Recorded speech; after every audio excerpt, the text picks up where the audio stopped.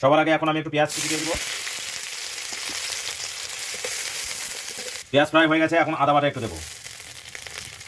একটু ভালোভাবে নাড়াচাড়া করে নেব। লবণ, হলুদ, জিরের গুঁড়ো এবং লঙ্কার গুঁড়ো দিয়ে দেবো।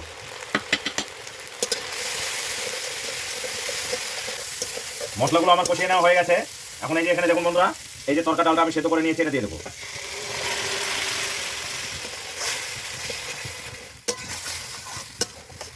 এখন আমি এই যে ডিমের ভুজিয়াগুলো দিয়ে দেবো।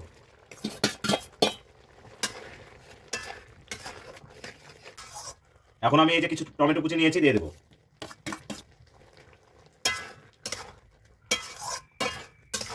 তো বন্ধুরা, ডিম তরকা আমার কিন্তু হয়ে এসেছে। এখন নামার আগে এই যে ডিম তরকার যে গরম মশলা, সেটা দিয়ে দেবো উপর দিয়ে। একটু নাড়াচাড়া করে নেব।